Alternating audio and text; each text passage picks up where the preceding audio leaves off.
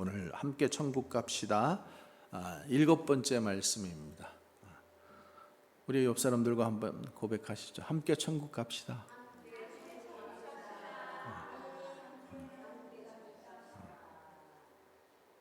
우리 함께 천국 가야 돼요. 그렇죠?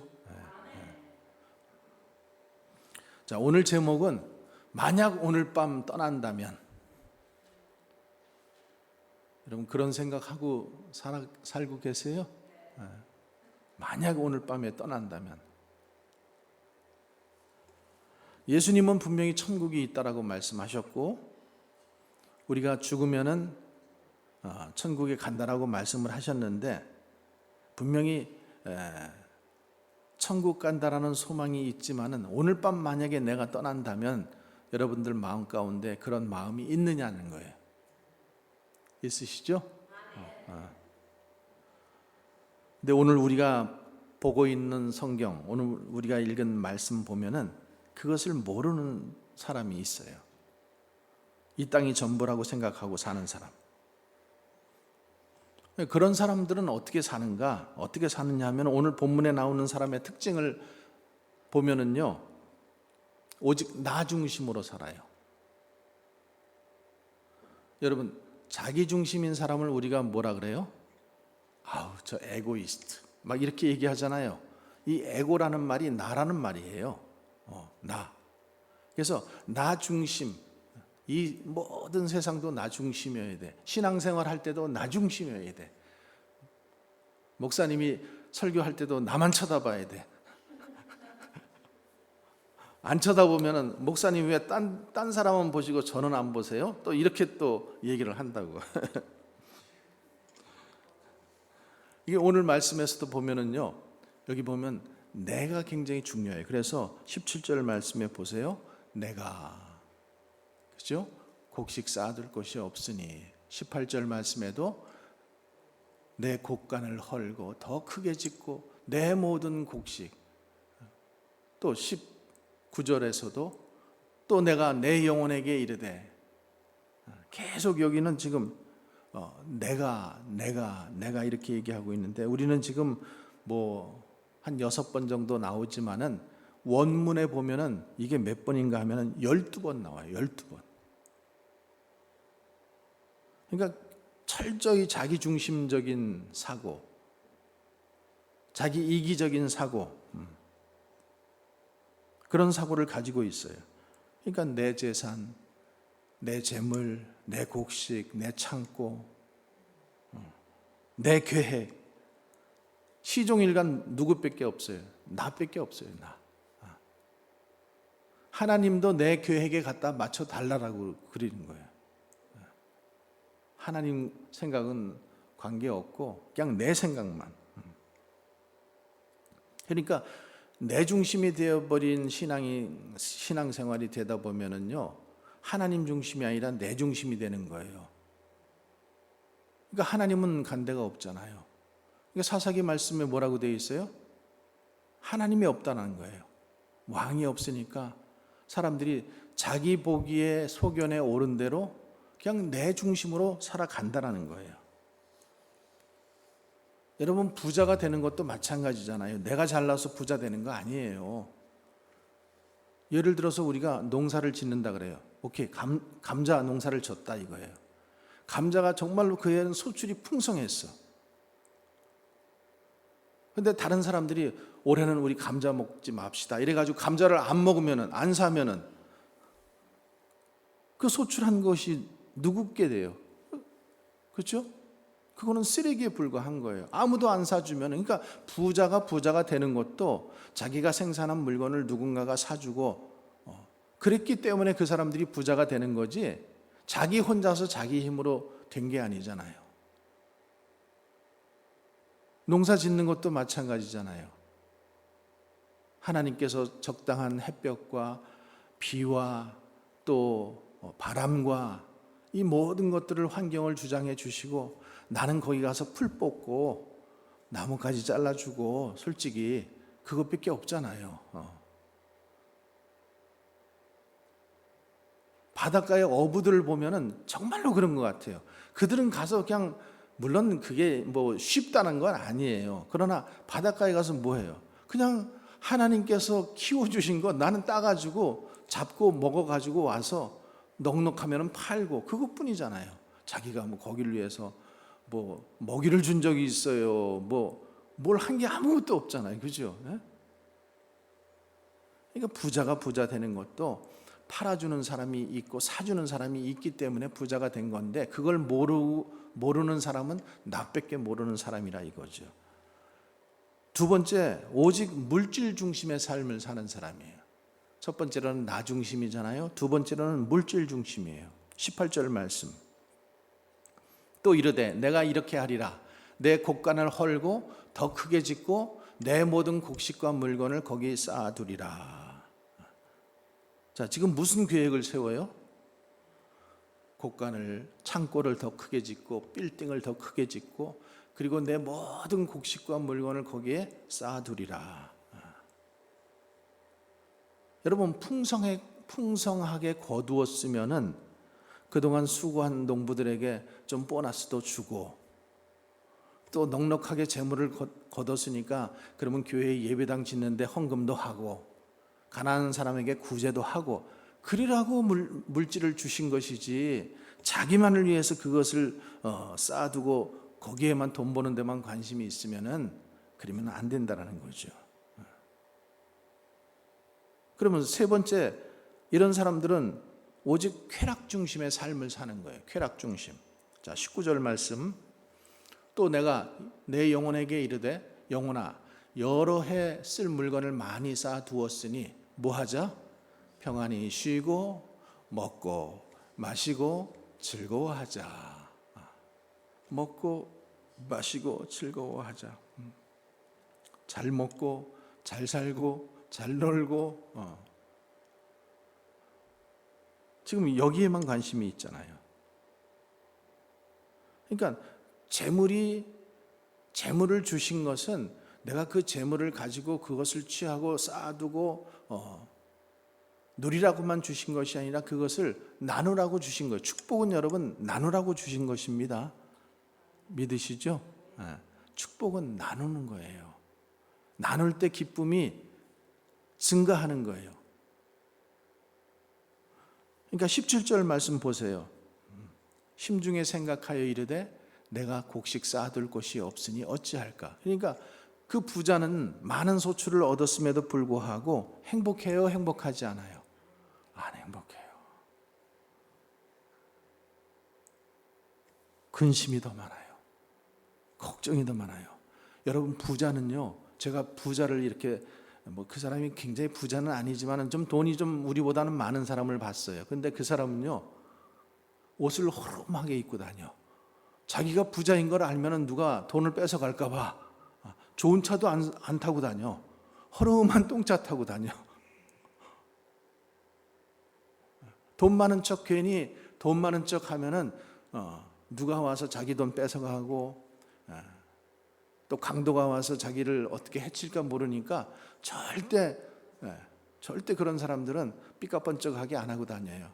없는 사람들이 항상 번쩍번쩍하게 다니고 나 돈 있어. 근데 실질은 없는 거야. 없는 거야. 있는 사람은 없는 척해. 그러니까 지금 이 부자는요, 혹시 누가 내 돈 가져갈까 봐, 혹시 강도가 들까 봐, 이것 때문에 근심 걱정이니까 행복할 날이 없는 거예요. 20절 말씀 보세요. 하나님께서 그런 사람들 뭐라고 말씀하시는지. 하나님은 이르시되 어리석은 자여 오늘 밤에 내 영혼을 도로 찾으리리. 하나님께서 그런 사람들을 보고 뭐라 그래요? 어리석은 자라고 말씀하시는 거예요. 우리가 봐도 그래요. 왜 인생을 저렇게 사실까? 그러는 분들이 참 주위에 있어요. 돈이 저렇게 있는데 편안하게 사시지, 좀 나누어 주시면서 행복하게 사시지, 그거 가져가는 것도 아닌데,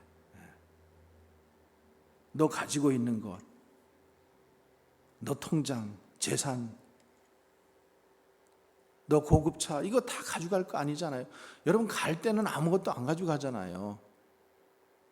그러니까 어떤 사람이 죽을 때, 부자가 죽을 때 관에다가 구멍을 하나 내가지고 자기 손을 거기다가 이렇게 보이라고 했어요. 아무것도 안 가져간다고. 그러니까 우리가 올 때는요, 태어날 때는 전부 다 이렇게 주먹을 꽉 쥐고 태어나요. 그래서 여기 손금이 생긴다 그러잖아요. 근데 죽을 때는 아무것도 가져가는 게 없어요. 아무것도. 그럼 하나님께서 이 어리석은 자야, 오늘 밤에 내 영혼을 도로 찾으리니. 근데 왜 하나님께서 어리석은 자라고 하는가 하면은, 자, 어리석은 이유를 한번 보겠습니다. 21절 말씀, 왜 어리석다고 하는가? 21절 말씀 보세요. 자기를 위하여 재물을 쌓아두고 하나님께 대하여 부요하지 못한 자가 이와 같다라는 거예요. 하나님을 모르기 때문에 이게 어리석은 거라는 거예요. 시편 말씀에서도 그러죠. 하나님을 모르는 것이 어리석은 거라고 이렇게 말씀하셔요. 여러분, 하나님을 모르면은 영혼은 그냥 비참해져요. 그리고 죽으면 어떻게 돼요? 지옥 가잖아요. 지옥 가는 거예요. 그러니까 우리가 인생의 창고를 하나님으로 채워야지 자신으로 채우려고 하면은 인생이 이렇게 어리석어진다라는 거예요. 그러니까 하나님이 없으면은 우리는 굉장히 행복할 것 같아요. 우리 자녀들을 보면은 금방 알 수 있어요. 얘네들이 그냥 어렸을 때는 막 이렇게 해가지고 크고 이제 대학 가면은 그 다음에 어떻게 해요? 먼 곳으로 가서 내가 행복하게 정말로 부모의 터치 안 받고 나는 그냥 마음대로 살 것이다, 자유함으로 살 것이다 그러는데, 살아보라 그래. 조금 살아보면은 지네들이 힘들어. 그러니까 다시 가방 메고 어떻게 해요? 집으로 돌아온다 그러죠. 지가 밖에 가 살아보니까 인생이 힘든 거야. 그러니까 하나님 없이 살면은 자기가 마음대로 마음껏 살 것 같지만은 그렇지 않다라는 거예요. 그러니까 여기 내 재물, 내가 가지고 있는 소출 가지고 어떻게 할까?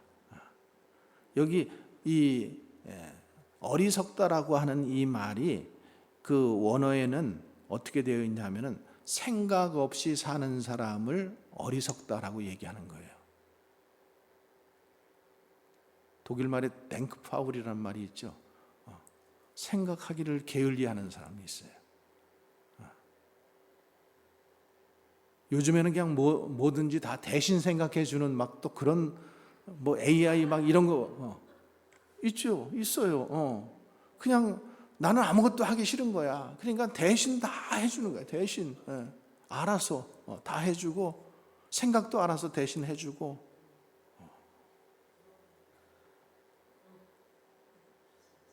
그러니까 20절 말씀에 보면은 영혼을 하나님이 주셨는데 그걸 알지 못하고, 또 재물을 하나님이 주셨는데 그것도 깨닫지 못하고 그렇다라는 거예요. 자, 둘째로 미래를 모르면은, 미래를 모르기 때문에 어리석은 거라는 거예요. 20절 말씀 다시 한번 봐요. 오늘 밤에 내 영혼을 도로 찾으리니 그러면 내 준비한 것이 누구 것이 되겠느냐? 누구 것이 되겠? 미래를 알지 못해요. 죽은 다음에를 알지 못하는 거예요. 그러니까 누리지 못하고 그냥 빼앗기는 거예요. 여러분, 지혜로운 사람은 뭐예요? 그 수를 조금 이렇게 볼 줄 아는, 미래 수를 볼 줄 알잖아요. 주식 투자하는 사람도 미래를 예측하기 때문에 뭐 그런 사람들이 뭐 이렇게 좀 이렇게 그런 것을 통해 가지고 부를 축적하잖아요. 하다못해 장기나 이 바둑을 뛰어도 마찬가지예요. 우리 그냥 아마추어들은 잘 못 뛰는 사람은 한 수밖에 생각을 못 해. 근데 고수는 뭐예요? 두 수, 세 수를 미리 내다보고 여기에다 미리 여기 길목에다가 바둑을 띄고 장기를 띄고 이렇게 하는 게 고수잖아요. 그러니까 어리석은 자는 모르는 거예요. 미래를 모르기 때문에, 미래를 알지 못하기 때문에 그 사람은 어리석은 자라는 거예요. 우리가 인생을 조금만 살아보면은, 그러니까 우리 젊은이들이요, 그냥 막 이제 대학생이 되고 그러면 세상의 지식을 다 안 것 같고 이렇게 하면은 다 될 것 같고 막 이래가지고 막 난리를 치지만 부모들은 이렇게 바라보면서 뭐라 그래요? 너 인생을 좀 더 살아봐라. 그렇게 얘기하잖아요. 그죠? 인생을 모르니까 그냥 지금만 보고 다 자신이 있을 것 같고 자기가 하면 다 될 것 같이 그렇게 생각을 하는 거죠. 세 번째로 영생하는 생명이 이 소유의 넉넉함이 영생하는 생명이 소유의 넉넉함에 있다고 생각하기 때문에 그렇게 산다라는 거예요. 자, 15절 말씀 한번 같이 읽어보겠습니다. 삼가 모든 탐심을 물리치라. 사람의 생명이 그 소유의 넉넉한 데 있지 않다라는 거죠. 부자도 죽을 때는 뭐 더 넓은 관에 안 가더라고요. 제가 봤어요. 아무리 부자도 뭐 더 넓은 데 가지 않아요. 다 가는 거 그 관 다 사이즈가 똑같더라고요. 그러니까 여기서 지금 그 영원한 생명, 영생이라고 하는 것, 이것은 소유의 넉넉한 것에 있지 않은 거예요. 여러분 그렇게 믿으시기 바랍니다. 그러니까 우리가 부자 된다고 꼭 천국 가고 가난하다고 지옥 가는 거 아니에요. 어떻게 돼요? 우리가 예수 그리스도를 이 땅에서 믿으면은 천국 가는 거예요. 그러니까 우리가 지금 계속 천국에 대해서 보잖아요. 죽은 나사로, 부자와 그 나사로의 교훈에서도 뭐예요? 그 부자는 죽었지만은 어떻게 돼요? 지옥에 가 있잖아요. 지옥에 가 있는 거예요. 그러니까 우리가 이 땅에 사는 동안이 우리에게는 찬스인 거예요. 기회인 거예요. 예수 믿을 기회, 주님의 일을 할 수 있는 기회. 이게 우리에게 기회라는 거죠. 그래서 여기 영생이라고 하는 것, 이 생명이라고 하는 말이 세 가지가 있어요. 뭔가 하면은 바이오스라는 말이 있고 조에라는 말이 있고 푸시케라는 말이 있어요. 푸시케라는 말은 조금 들어보셨을 거예요. 그죠? 근데 자, 바이오스는 뭔가 하면 우리가 육체와 함께 살아있는 동안 존재하는 생명을 바이오스라고 해요. 조에는 뭔가 하면은 육체에 매이지 않는 영원한 삶. 육체에 매이지 않는 영원한 삶. 푸시케는 한 사람에게 국한된 제한된 생명을 말할 때 이렇게 얘기를 합니다. 그러니까 여기에서 지금 15절에서 얘기하는 이 생명, 영원한 생명은 뭘 얘기하는 거냐면 조예요. 조에. 영원한 생명이에요. 그러니까 생물학적 단순히 그냥 육신적인 이 생명을 말하는 것이 아니라 영원한 생명을 얘기하는 거예요. 그러니까 하나님께서 천지를 창조하기 전에 하나님께서 천지를 창조하셨을 때의 아담과 하와는 이 조회를 가지고 있었어요. 생명.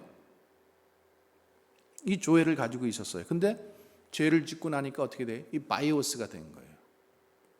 그냥 육신적인 이 생명만 가지고 있는 거예요. 그래서 우리가 예수님을 구주로 영접하게 되면은 저 바이오스만 가지고 있던 그 생명에서 조회를 우리가 획득하게 되는 거예요. 조회. 하나님께서 아담과 하와에게 주셨던 그 영생, 생명, 그것을 우리가 얻게 되는 거예요. 그래서 성령님이 우리 안에 내주하시는 그런 삶을 살게 되는 거죠. 그러니까 그것이 소유의 넉넉함에 있지 않다라는 거예요.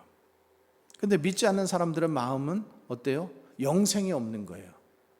그러니까 믿는 사람들을 보면 답답해 보이고 미련해 보이고, 근데 하나님께서 미련하지 않다라고 했어요. 하나님을 알지 못하는 것이 미련한 것이라고 말씀하셨어요. 그래서 탐심이라고 하는 것은 사람들의 생명을 천국으로 인도하는 것이 아니라 지옥으로 끌고 가요. 탐심. 그래서 인간에게 정말 중요한 것은 조회입니다. 조회를 회복하시기를 바랍니다.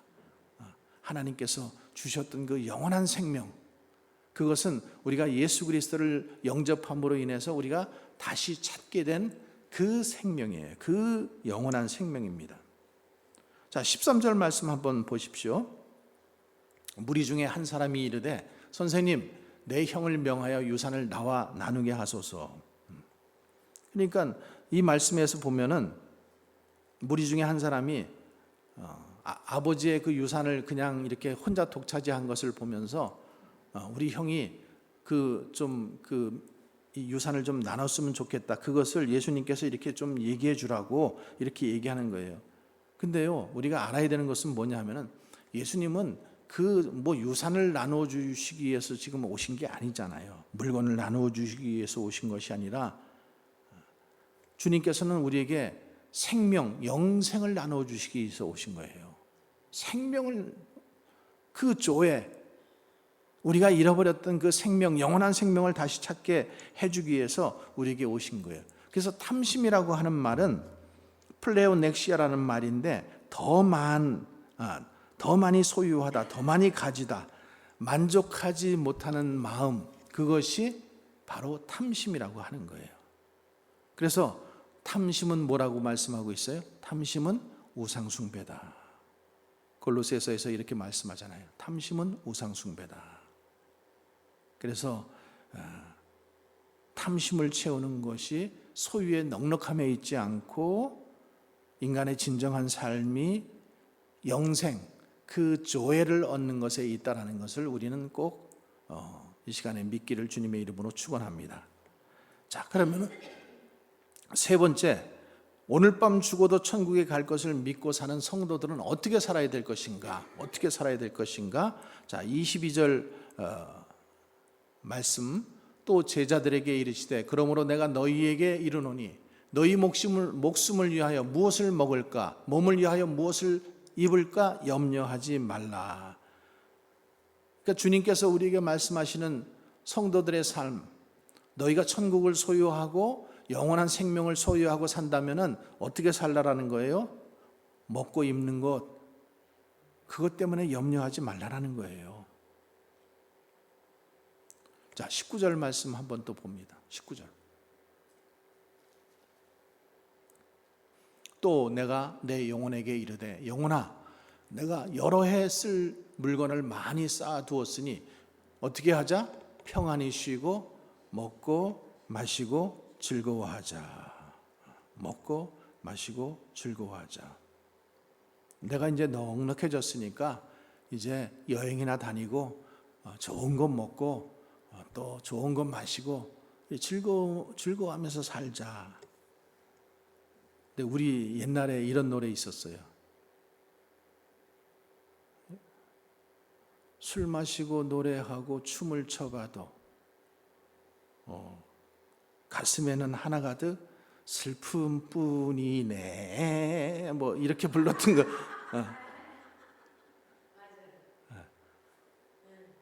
그러니까 뭐 먹고 마시고 그냥 뭐 이렇게 즐거워하면서 살면은 항상 행복한 것 같지만은 아니라는 거예요. 허전하고 슬픔뿐이라는 거예요. 그렇게 즐겨봐도 내 마음에는 여전히 공허함이 있고 만족함이 없다라는 거예요. 그러니까 예수님께서 이 비유를 통해서 지금 제자들에게 지금 말씀하시는 것은 무엇인가 하면은 오늘 밤 죽어도 네가 천국에 가는 삶을 살으라고 하는 거예요. 그래서 천국 가는 삶을 사는 성도들은 어떻게 사는가? 22절, 제자들에게 이르시되 그러므로 내가 너희에게 이르노니 목숨을 위하여 무엇을 먹을까, 몸을 위하여 무엇을 입을까 염려하지 말라. 왜 그렇습니까? 목숨이 음식보다 중하고 몸이 의복보다 중하기 때문이다. 여러분 그렇죠? 그런 거예요. 또 24절 말씀 보세요. 까마귀를 생각하라. 심지도 아니하고 거두지도 아니하고 골방도 없고 창고도 없을 때 하나님이 기르시나니 너희는 새보다 얼마나 귀하냐. 하나님께서 너희를 방치하시겠느냐, 이 말씀이잖아요. 28절 29절 오늘 있다가 내일 아궁이에 던져지는 들풀도 하나님이 이렇게 입히시거든 하물며 너희일까 보냐 믿음이 작은 자들아, 너희는 무엇을 먹을까 무엇을 마실까 하여 구하지 말며 근심하지 말라. 여러분 예수님께서 들려주시는 이 말씀을 믿으십니까? 믿으시기 바랍니다. 탐심. 예수님은 탐심을 채워주기 위해서 재판관이나 물건을 나눠주기 위해서 오신 분이 아니라 천국, 영원한 생명, 영생을 나눠주기 위해서 그 십자가를 지신 거예요. 그리고 인간의 몸을 입고 이 땅에 오신 거예요. 그리고 우리를 그 죄에서, 그 영원한 그 죄의 몸에서 우리를 구속시키기 위해서 주님께서 우리를 하나님의 자녀로 구원시키기 위해서 오셨다라는 거예요. 여러분, 물질이 잠시는 행복을 줄 수 있어요. 우리가 차를 사봐도 그렇고 집을 사봐도 그렇고 새로운 물건을 사봐도 그것이 잠시는 우리에게 기쁨이 있지만은 영원하지는 않더라고요. 그냥 잠시는 기뻐요. 영원한 행복은 우리가 예수 그리스도를 믿고 주님이 주시는 행복, 주님이 주시는 참 평안을 누릴 때 우리에게 영원한 행복이 있게 되는 것입니다. 어떤 프랑스 사람이 이제 죽기 전에 자기가 이제 아무런 인생에 소망이 없어가지고, 그 프랑스는 굉장히 전통적으로 캐톨릭 교회예요. 그러니까 캐톨릭에서는 고해성사라는 것을 해요. 그 고해성사는 이렇게 무슨 막혀 있는 방에 들어가서 신부님이 이쪽에 앉아 계시고 이제 고백하는 사람이 이렇게 들어가서 이 사람이 안 보여요. 그러나 이렇게 자기의 죄를 고백할 수 있고 자기의 마음을 고백할 수 있거든요. 그래서 나 인생 살기 싫다. 그래서 이제 자살하려고 하는데 신부님의 생각은 어떤가? 이제 이렇게 물어본 거예요. 그랬더니 이제 신부님이 그 청년의 말을 다 듣고 나서, 그래, 자네는 충분히 자살할 만한 조건을 가지고 있네. 자살하게. 그러나 죽기 전에 그러면 나를 좀 도와주게. 그래서 그러면 무엇을 도와야 되는데요? 그랬더니 내가 이 가난한 사람들을 위해서 집을 지어주고 있는데 좀 그 집을 좀 한 채만 지어주고 죽게나, 이렇게 얘기를 했어요. 그랬더니 뭐 어차피 죽을 거니까 뭐 그거 못하겠어요? 오케이, 알겠습니다. 그리고 이제 이 청년이 열심히 나가서 이제 그 가난한 사람을 위해서 집을 지어준 거예요. 노동도 하고 땀도 흘리고 막 이렇게 하다 보니까, 그리고 이제 마지막에 집을 지어가지고 가난한 사람들에게 그 집을 이렇게 줄 때에 그 가난한 사람들이 기뻐하는 모습을 보면서 거기서 인생의 보람을 느낀 거예요. 야, 이거 인생 살맛하네, 살맛나네. 그렇게 되니까 자기가 자살하려고 했던 모든 마음이 다 사라져버린 거예요.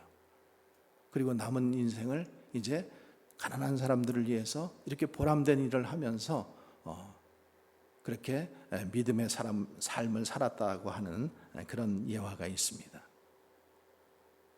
그러니까 우리가 정말로 무엇을 먹을까, 무엇을 입을까 걱정하지 말고, 정말로 주님과 함께 주님께서 우리에게 주신 일이 무엇이고 부탁하신 일이 무엇인가, 주님께 예배드리고 또 말씀 공부하고 말씀 듣고 말씀대로 살아가려고 몸부림치고, 그리고 그 말씀을 또 이웃들에게 전파하며 사는, 이것이 주님이 우리에게 주신 기쁨이라는 거예요.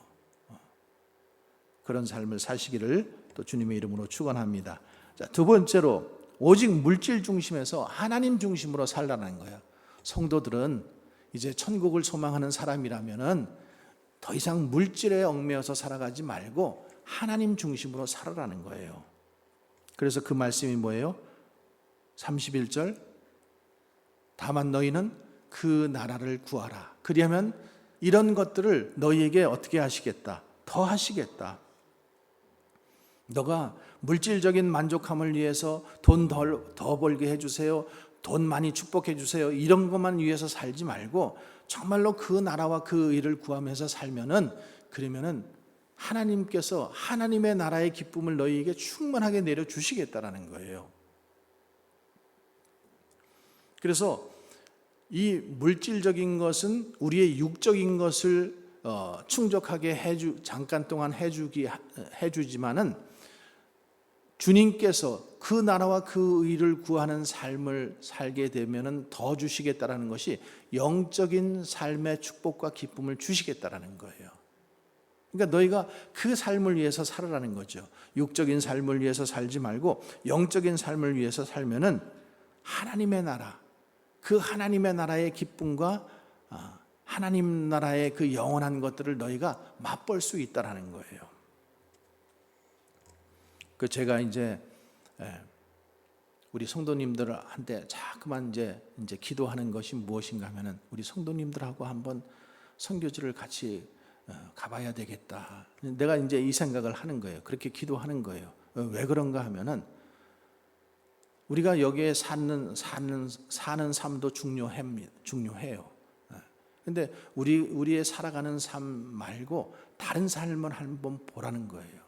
다른 삶을 보고 거기에 들어가서 그들과 함께 살아보면은 그들 삶 속에서 우리가 여기서 감사하지 못했던 것들이 감사해지고 느끼지 못한 것들이 느끼게 되고 정말로 나는 많은 것들을 감사하지 못하고 살았구나. 소유하지 않고 소유하고 있었는데 소유하지 못한 사람처럼 살았구나. 그래서 그런 사람, 그 선교지에 가서 그런 사람들을 만나보고 그런 사람들을 느끼고 그리고 돌아와서 나의 삶의 의미를 좀 더 가치 있게 그런 쪽으로 좀 추구해 가자라는 그런 의미에서 제가 이제 기도를 하고 이제 이 일을 추진할 거예요. 이제 선교지 가자 그러면 여러분들 이제 따라 나서시면 돼요. 그래서 꼭 한번 가보세요. 정말로 달라져요. 가서 보면은 달라져요. 여기서도 가난한 사람들은 있어요. 그러나 여기 속에서 이 가난한 사람들과 함께 지내는 것과 우리가 복음을 위해서 선교지에 믿음을 가지고 기도를 준비하고 이렇게 가서 그곳에 가서 정말로 그 사람들을 도와주고 그 사람들과 함께 살아보면서 오는 그래서 하나님께서 그 속에 영생과 기쁨과 또 행복을 주시는 그 마음은요, 여기서 얻을 수가 없어요. 바꿀 수가 없는 거예요.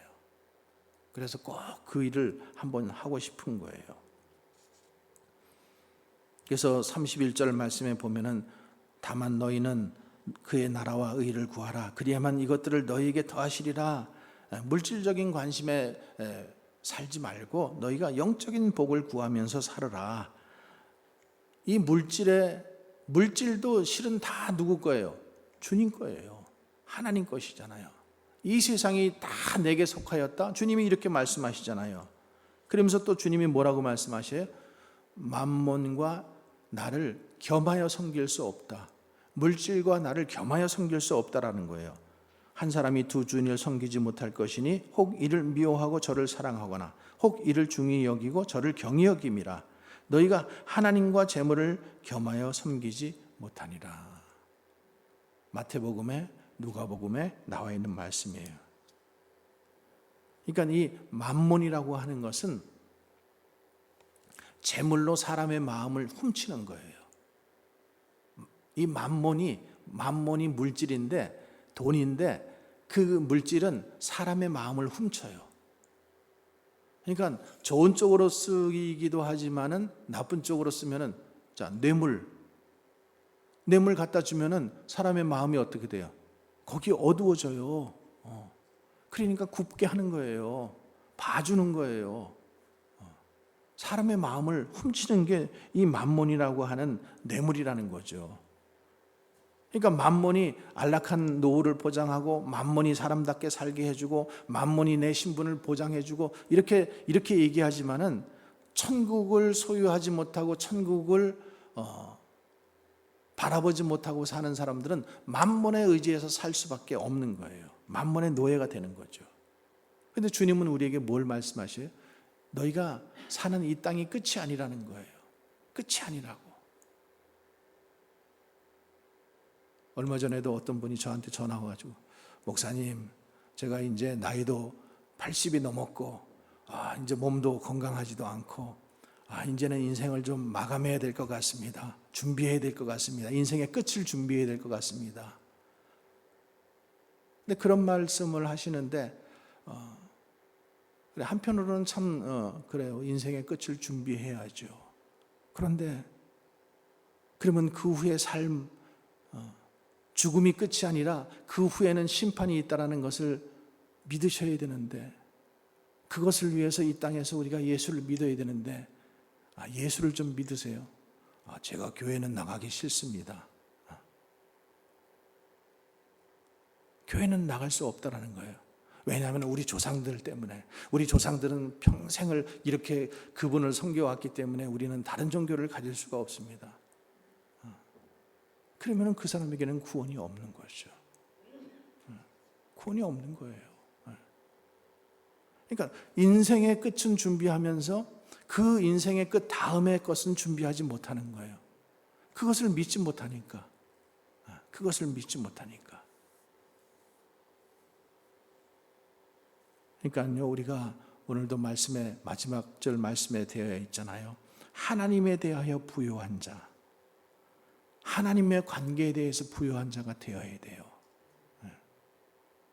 하나님에 대하여 부요하고, 하나님께 대하여 부요하지 못한 자가 이와 같다라고 주님은 예를 들어서 그 말씀을 오늘 이 부자, 자기만을 위해서 살고자 하는 이 사람을 비유하면서 말씀하시는 거예요. 그러니까 우리가 하나님의 은혜로 배부른 사람이 되어야 되고, 하나님의 생명으로 배부른 자가 되시기 바랍니다. 하나님의 평안으로, 하나님의 기쁨으로, 그리고 하나님의 의로 정말로 배부른 자가 되시기 바랍니다. 여러분, 그것이 얼마나 우리에게 큰 은혜이고 축복인지를 여러분들이 아시기 바랍니다. 깨달으시기 바랍니다. 믿으시기 바랍니다. 그래서 여호와는 나의 목자시니 내게 부족함이 없도다. 이 시편 기자의 고백이 뭐예요? 내가 많이 가졌기 때문에 지금 부요함이 넘친다라는 게 아니잖아요. 여호와가 나의 목자가 되시기 때문에 내게 부족함이 없다라는 거예요. 내가 부족함이 없다라는 거예요. 여러분들도 그러시죠?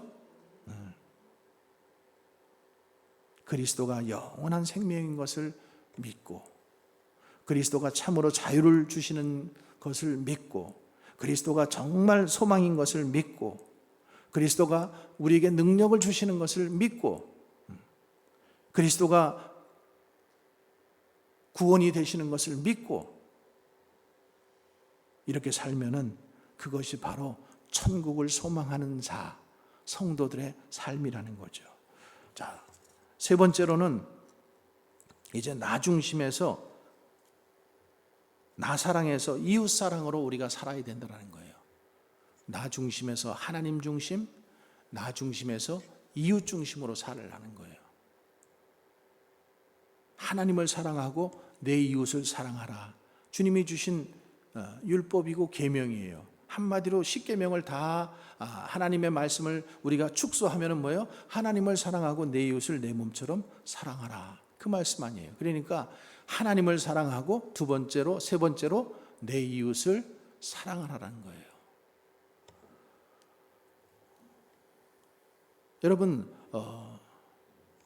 지금 무슨 여기 선거하는 것 같아요? 어저께인가? 하여튼 뭐 이래가지고 뭐 보니까 뭐 누구 찍어달라 해가지고 뭐 이 편말이 많이 붙어 있더라고요.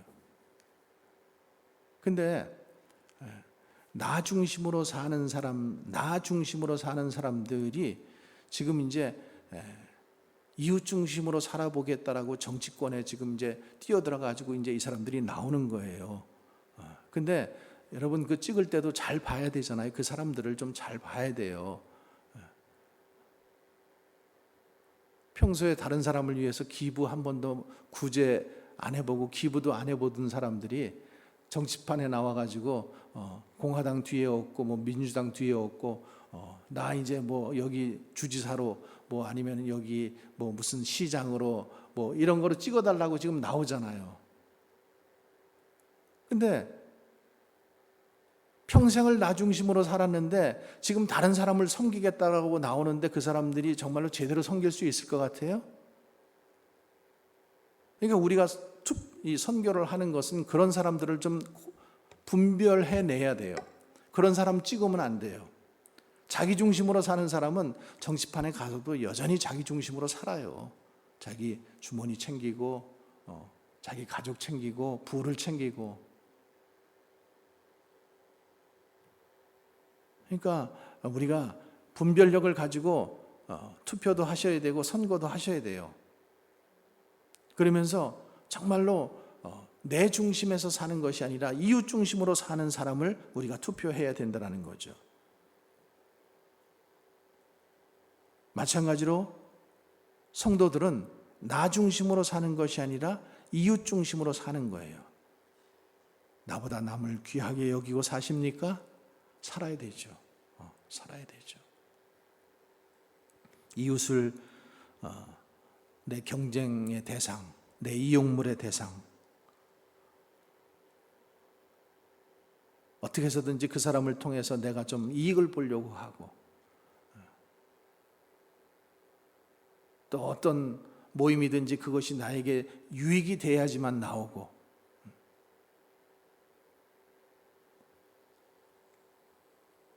천국의 소망을 가지고 사는 성도라면은 나만 생각할 것이 아니라 이웃을 생각해야 되는 거예요.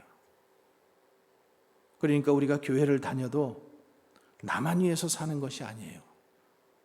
내 유익만을 위해서 살고, 물론 필요하죠.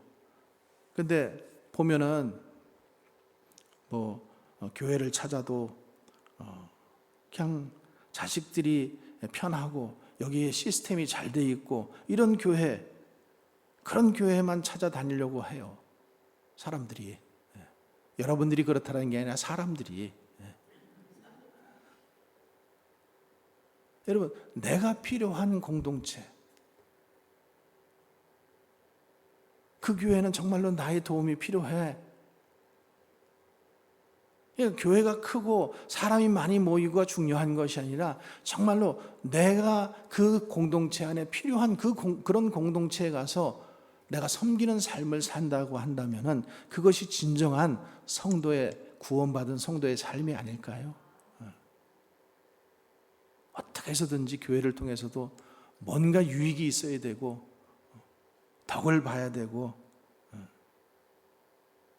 그러니까 큰 교회만 사랑하지 말고 내가 십자가를 질 수 있는, 십자가를 내가 질 수 있어야죠. 내가 거기에는 헌신이 있어야 되잖아요. 내가 가지고 있는 재능, 이 재능을 가지고 이 교회를 어떻게 섬길까? 내가 가지고 있는 물질을 가지고 이 교회를 내가 어떻게 섬길까? 내가 가지고 있는 시간을 가지고 교회를 내가 어떻게 섬길까? 우리가 적어도 천국을 소망하고 사는 사람이라면, 그런 성도라면은 우리가 포커스를 좀 그런 쪽으로 바꿔야 되지 않을까요?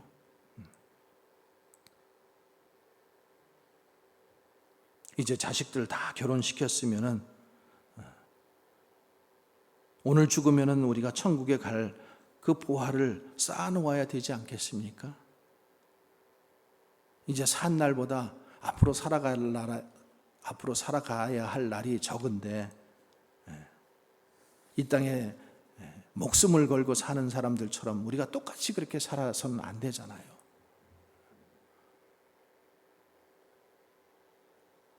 내 아들 생각하고 내 손주 생각하고 어떻게 해서든지 이것을 물려줘야 되고 이 재산을 물려줘야 되고 이렇게 하지 말고 여유 있게 주신 것들 가지고 가난한 사람들을 위해서 좀 헌신할 수 있고 내놓을 수 있고 구제할 수 있고, 그래야 정말로 천국을 소망하고 사는 그런 성도의 삶이 되지 않겠습니까? 헌금하는 것도 아까워가지고는 쩔쩔매고 있는데 그것이 어떻게 남을 위해서 사는 삶의 표본이 될 수가 있겠습니까? 구제하는 것 그 조금 아까워하는데 어떻게 그 구제하지도 않으면서 다른 사람 이웃들을 사랑한다라고 우리가 얘기할 수 있겠습니까? 여러분, 50이 넘으면은 인격의 성장이 없대요, 더 이상. 그래서 가방끈이 아무리 길었더라도 50이 넘으면 다 똑같아진대요. 그리고 얼굴도 이제 늙으면은 아무리 이뻤더라도 젊었을 때는 이뻤지만은 이제 한 60 넘어가면은 얼굴도 다 그저 그렇대요. 그러니까 우리가 나이 들면서 인격도 초라해지고 여러분, 나이가 든다고 해가지고 다 이게 좋아지는 게 아니더라고요. 나이 들고 하나님을 모르면은요, 결국에는 뭐만 남아요? 탐욕 덩어리만 돼요. 그러니까 나이 들면 뭐가 된다 그래요? 어린아이가 된다 그러잖아요. 어린아이가 된다라는 것은 인격은 없어져 버리고 자기 자아만 배고파, 힘들어, 이것만 얘기하는, 그러니까 그런 노인들이 되어져 간다라는 거예요. 그러니까 노인이 되면은 뭐 체면도 없어지고 인격도 없어지고, 인격이 밥 먹여주느냐 막 이러면서. 근데요, 하나님을 믿는 사람들은요, 끝까지 이 인격을 가지고 살아야 돼요. 교회 안에서도 인격적으로 서로 대할 줄 알아야 되고, 그래서 화났다고 금방 다른 사람에게 화내지 말고, 또 불쾌감 주고 까다로움 피우고 파괴적으로 행동하고 이래서는 안 된다라는 거죠. 오래 믿었을수록 그 삶 속에서 그것이 배어나와야 되지 않겠습니까? 말하는 것이나 행동하는 것이나 생각하는 것이나. 저절로 어른이 되는 게 아니잖아요. 나이만 휘어졌다고 해가지고 어른이 된 건 아니잖아요. 우리가 하나님께서 우리에게 가르쳐 주신, 각 사람에게 주신 말씀이 있고 인격이 있으면은 내가 가지고 있는 인격을 가지고 다른 사람도 인격적으로 대할 줄 알아야 되는 그런 우리 공동체가 되어야 되지 않겠습니까? 천국을 바라보는 자는 두려워하지 않아요. 죽음을 두려워하지 않습니다. 그리고 무엇을 먹을까 마실까 염려하지 않는다라고 했어요. 그리고 이 땅에서의 부요가 아니라 정말로 천국의 부요를 쌓고 사는 거예요. 쌓고 사는 거예요. 그러니까 33절에 이런 귀한 말씀이 있어요. 한번 같이 읽어보겠습니다. 너희 소유를 팔아 구제하여 낡아지지 아니하는 배낭을 만들라. 곧 하늘에 둔 바 다함이 없는 보물이니 거기는 도둑도 가까이 하는 일도 없고 좀도 먹는 일이 없느니라. 너희 소유를 팔아 구제하고 낡아지지 아니하는 배낭을 만들라. 하늘에 둔 바 다함이 없는 보물이니 거기는 도둑도 가까이 하는 일도 없고 좀도 먹는 일이 없느니라. 나 중심의 삶에서 벗어나 우리가 이웃 중심으로 이웃에게 나누어 줄 수 있는 그런 삶을 사는 사람이 바로 성도의 삶이고 믿는 사람들의 삶입니다. 그러니까 어떤 분들은요, 보면은 정신적으로 평생 가난해요. 평생 정신적으로 가난해요. 그분을 보았을 때는 그분이 지금 그분의 형편이 그거 하나 사 먹지 못할 형편이 아닌데도 그분은 항상 가난해요. 항상 가난해요. 그래서 음식이 나오면 싸가야 되고, 갖다가 버리더라도 일단 싸가야 돼. 교회 안에서도 그런 것들이 있어요, 여러분. 그런 것들이 다른 사람을 이렇게 기분 상하게 하고 그런 일들이 있잖아요. 자기만을 위하고 자기 가정만을 위하고 이러는 것보다는 우리가 함께 나누려고 오는 거 아니에요? 함께 나누려고. 그래서 쇼펜하우어라는 이 철학자가 행복론이라는 이 책에서 행복해지려고 그러면은 몇 가지가 있어야 되는데, 첫 번째로는 명랑한 이거는 뭐 그렇게 중요한 건 아니에요. 그냥 이건 세상 철학자가 얘기하는 거니까. 근데 한번 참고적으로 여러분 들어보세요. 첫 번째, 행복해지려면은 정서가 명랑해야 된대. 정서. 그러니까 항상 밝게 생각하고 긍정적으로 생각하라는 거예요. 그래야 이제 행복해진다라는 거예요. 그러니까 소유가 많고 적음에 이거는 있지 않아요. 어떤 사람은요, 부자였어도 항상 우울해요. 항상 부정적이에요. 그런 사람은 행복할 수가 없는 거예요. 둘째는 행복해지려면 건강한 몸이어야 된다. 건강하지 않으면 억만금이 있어도 행복하지 않다라는 거예요. 세 번째로는 정서적으로 평온해야 된다라는 거예요. 평온을.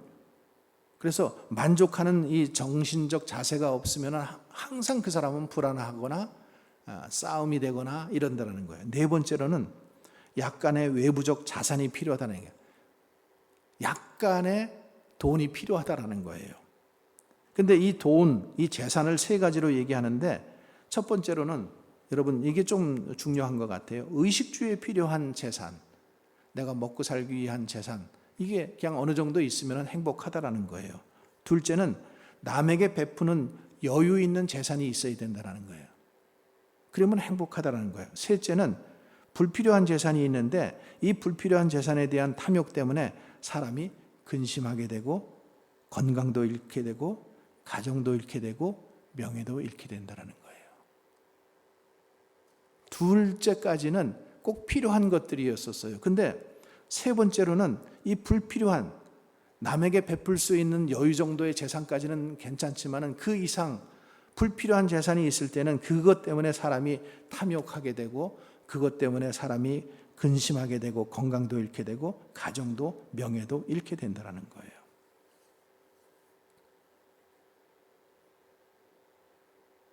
여러분, 재산은 물질은 축복이에요. 분명히 하나님께서도 물질적인 축복을 약속하셨어요. 부자가 되는 것 축복이에요. 근데 내가 그것을 감당할 수 없으면 그것이 그 사람에게 도리어 저주가 됩니다. 저주가 되는 거예요. 여러분, 돈 때문에 싸우고 돈 때문에 형제간에 의가 갈리고 돈 때문에 이혼하고요. 돈 때문에 폐륜화가 생기고요. 돈 때문에 사람들이 그냥 돈만 많이 벌게 되면 어떻게 돼요? 돈이 모든 것의 기준이 돼가지고 그냥 짐승처럼 살아요. 그런 사람들이 있어요. 그러니까 오늘 천국을 소망하는 사람, 만약에 내가 오늘 죽는다면은 내가 오늘 만약에 떠난다면은 천국을 소망하고 사는 사람인가? 오늘 주신 말씀을 생각하시면서 나는 정말 나 중심으로 사는가? 아니면은 조금이라도 내가 정말로 하나님 말씀을 중심으로 살고 있는가? 거기서 더 나가서 나는 이웃을 중심으로 살아가고 있는지 우리 자신들을 들여다보면서 또 우리가 모두 천국 가서 행복한 삶을 누릴 수 있는 그런 성도들이 되시기를 주님의 이름으로 간절히 축원합니다. 기도하겠습니다. 아버지 하나님, 천국에 소망이 있다면은 오늘도 너희들이 이렇게 살아라라고 말씀을 통해서 또 우리들에게 교훈을 주신 것 감사합니다. 우리 자신들을 돌아보게 하시고 내가 내 중심으로 살아가고 있는지 아니면 하나님 중심으로 살아가고 있는지를 보게 하여 주시옵소서. 또 주님, 그걸 넘어서 내가 정말로 이웃을 사랑하며 살고 있는지 보게 하여 주시고 하나님께서 우리에게 주신 율법을 따라 하나님을 사랑하고 내 이웃을 내 몸처럼 사랑하는 그런 귀한 믿음의 성도들, 천국의 소망을 가지고 살아가는 성도들의 삶 속에 이런 기쁨과 은혜가 또 축복이 있게 하여 주시옵소서. 예수님 거룩하신 이름으로 감사하며 기도합니다. 아멘.